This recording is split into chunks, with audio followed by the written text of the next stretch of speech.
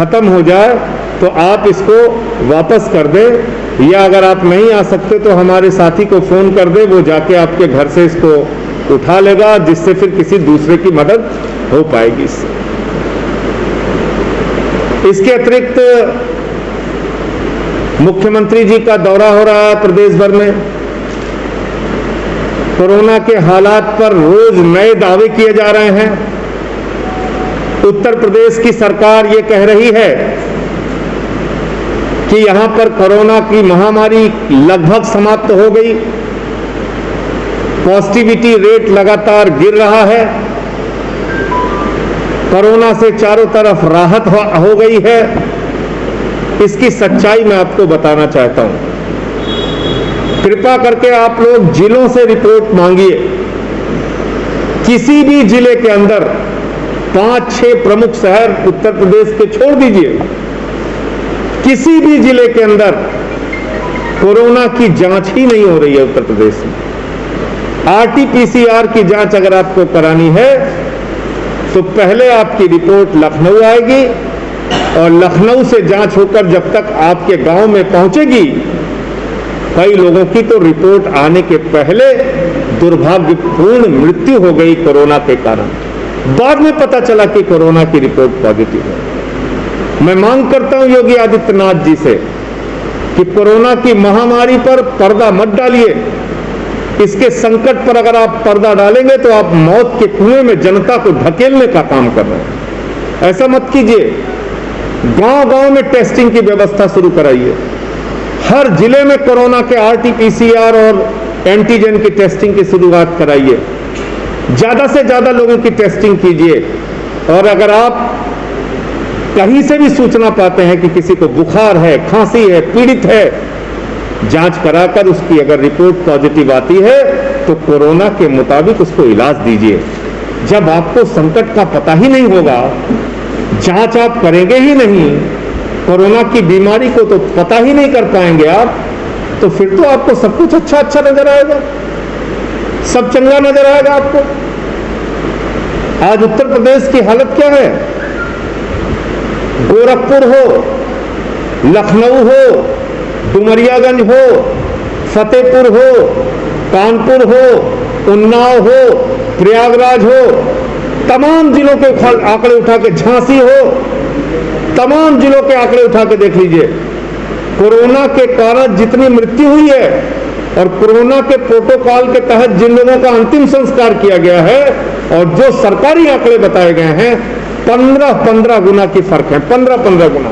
देखिए, ऐसा है, भारत की सरकार ने जब उनको क्रेडिट लेना होता है तब तो वो सामने आ जाते हैं और खुद से देश को संकट में डाल के, हमारे प्रधानमंत्री जी का एक फार्मूला है, पूरे देश को संकट में डालो, फिर सारे टीवी कैमरा ऑन करा के रोने लगो। 73 साल की आजादी में इतना रोने वाला प्रधानमंत्री आज तक कोई हुआ ही नहीं, मैं देखता हूं। आप रो रो के चलाओगे देश को? अरे देश वैसे ही रो रहा है, पीड़ित है। आपको प्रधानमंत्री के तौर पे हौसला दिखा के इस समस्या से लड़ना चाहिए, दूर करना। आप आते हो रोने लगते हो, कोई घटना होती रोने लगते हो। नोटबंदी खुद से करोगे, देश को लाइन में खड़ा करोगे, बर्बाद कर दोगे, उसके बाद रो दोगे। कोरोना खुद से फैलाओगे रैलियां कर करके, उसके बाद रो दोगे आप। तो ये ठीक नहीं है। इसलिए वैक्सीनेशन दुनिया के तमाम देश, कनाडा हो, US हो, UK हो, जर्मनी हो, अपनी जरूरत से कई गुना ज्यादा वैक्सीन उन्होंने अपने पास रखी हुई है। भारत इतना शक्तिशाली देश, भारत के पास खुद से वैक्सीन बनाने की इतनी बड़ी क्षमता और कंपनियां, आप टाई अप करा के और जल्द से जल्द वैक्सीन बनवाइए, वैक्सीन मंगवाइए और वैक्सीनेशन का काम पूरा कीजिए।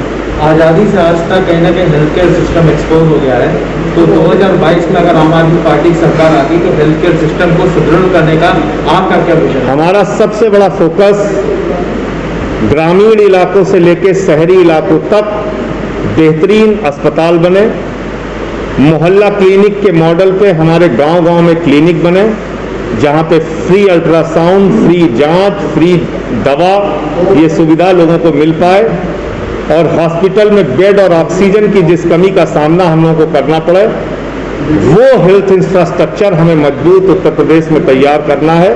आम आदमी पार्टी की सरकार बनने पे हमारी सबसे बड़ी प्राथमिकता स्वास्थ्य, शिक्षा, मुफ्त बिजली, मुफ्त पानी और लोगों की सुविधाओं का ध्यान रखना है। तो इस पे हम काम करेंगे।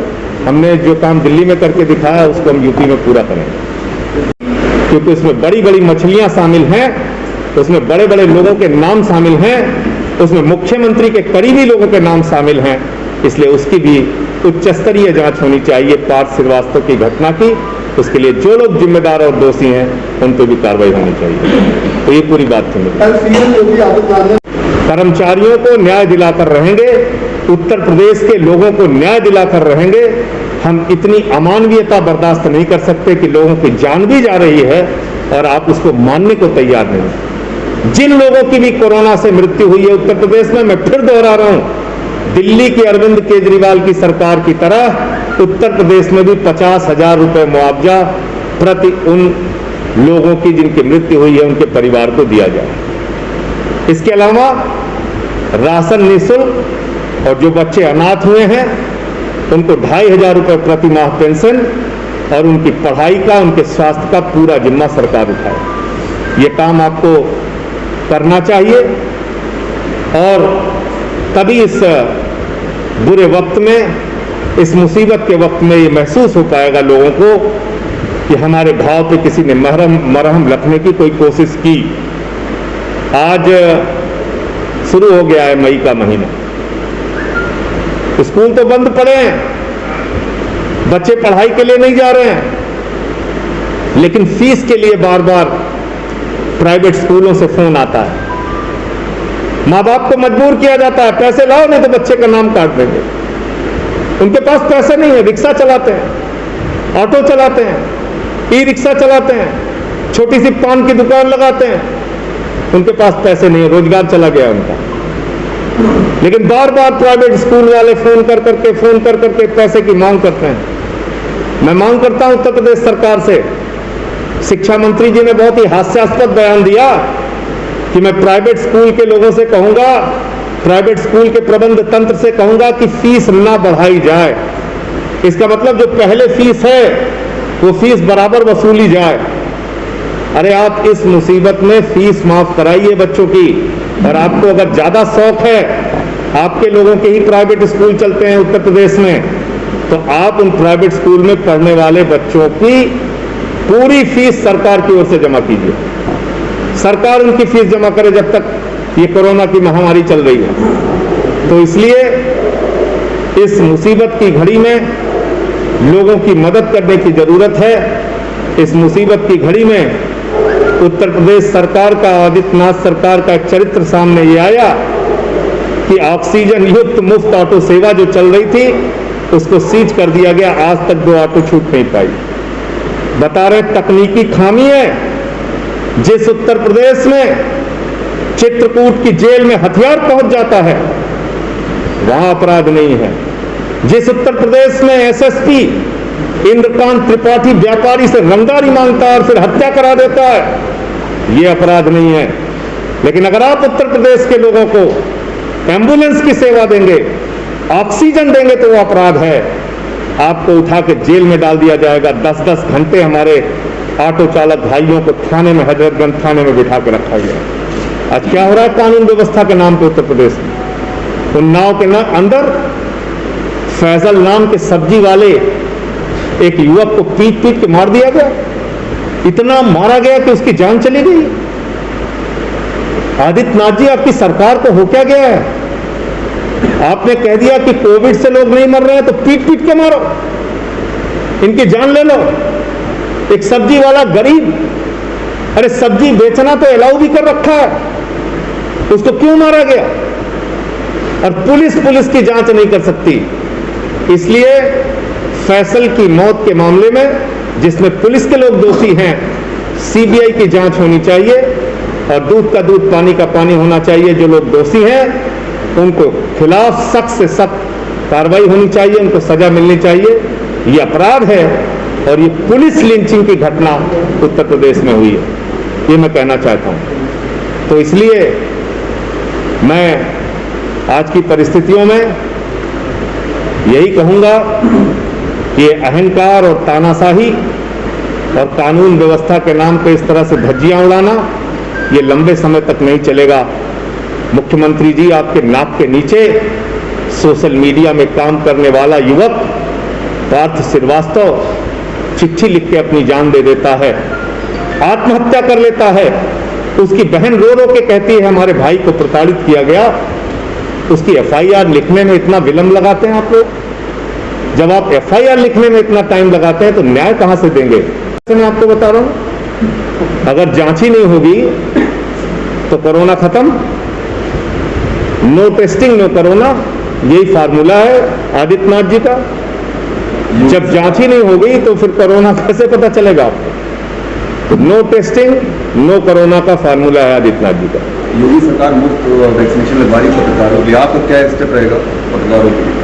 देखिए, बिल्कुल मुफ्त वैक्सीनेशन होना चाहिए पत्रकारों का। वो कोरोना योद्धा है मेरे हिसाब से, दिन रात फ्रंट पे जाके वो लोग भी रिपोर्टिंग करते हैं, इसमें कहीं कोई संदेह नहीं है।